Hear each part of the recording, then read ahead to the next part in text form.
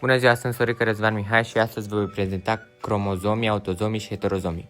Cariotipul uman reprezintă totalitatea cromozomelor dintr-o celulă umană. În mod normal, fiecare celulă somatică umană conține 46 de cromozomi aranjați în 23 de perechi. Dintre aceștia, 22 de perechi sunt autozomi, adică acei cromozomi care determină caracteristicile generate ale organismului, cum ar fi culoarea ochilor, înălțimea sau forma feței. Ultima pereche este formată din heterozomi sau cromozomii sexuali care stabilesc sexul biologic al individului. Femeile au 2 cromozomi X, iar bărbații au un cromozom X și unul Y. Așadar, cariotipul normal la femei este de 46XX, iar la bărbați de 46XY. Orice modificare în număr sau structura cromozomelor poate duce la apariția unor boli genetice, cum ar fi sindromul Down sau sindromul Turner. Salut, sunt Ianis și o să vă prezint ereditate și variabilitate. Ereditatea este procesul prin care trăsăturile sau caracterele părinților se transmit urmașilor. Datorită eredității, copiii seamănă cu părinții lor. Pot moșteni culoarea ochilor, forma nasului, grupa sanguină sau înălțimea. Aceasta asigură continuitatea speciilor, adică fiecare generație păstrează caracteristicile de bază ale speciei. Mă numesc Mihai Ionuț Răzvan. Variabilitatea, în schimb, reprezintă faptul că, deși indivizii din aceeași specie seamănă între ei, nu sunt identici. Există mici diferențe între ei. De exemplu, frații nu pot avea aceeași culoare a ochilor, dar altă formă a feței, altă statură sau alt ton al vocii. Varietatea face posibilă adaptarea organismului la mediul și evoluția speciilor. Pe scurt, ereditatea păstrează trăsături, iar varietatea le schimbă puțin ca să nu fim toți la fel. Bună ziua, sunt Bucur Andrei și vă voi prezenta centrozomul.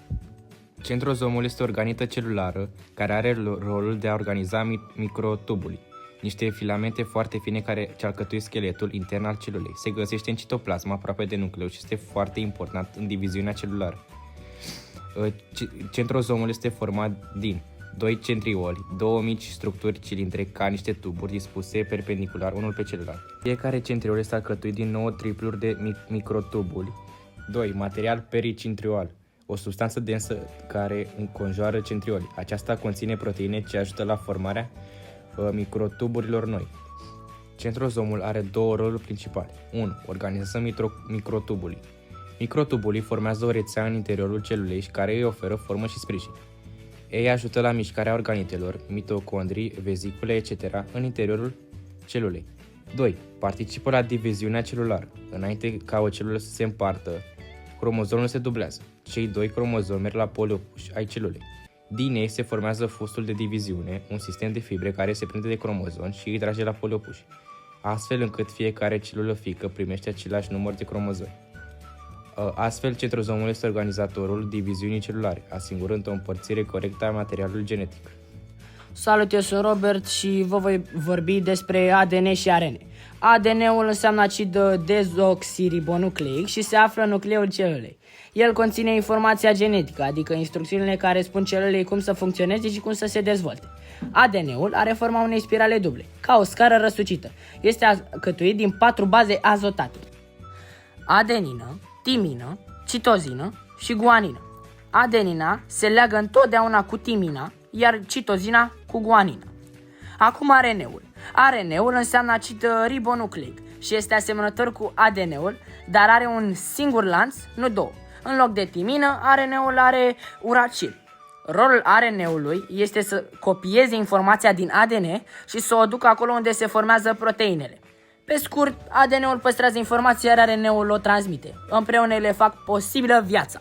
Salut, sunt Stroia Adrian și astăzi o să vă prezint acizii nucleici. Acizii nucleici sunt reprezentați de ADN și ARN și sunt molecule alcătuite din unități mai simple care se repetă de mii de ori, numite nucleotide. ADN-ul este format din 2 catene, iar ARN-ul dintr-o catenă. O moleculă este formată din 3 componente: un zahăr, un radical fosfat, o bază azotată.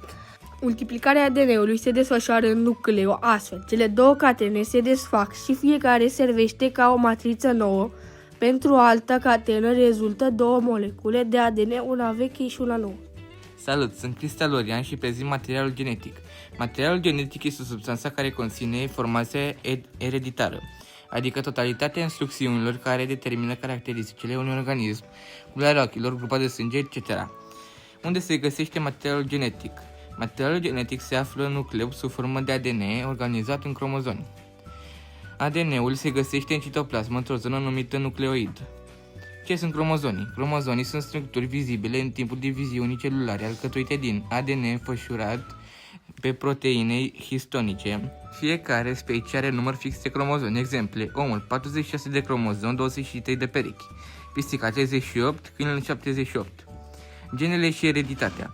Genele sunt informațiile scrise în ADN care determină caracterele ereditate. Ereditatea este capacitatea organismelor de a transmite caracterele urmașilor.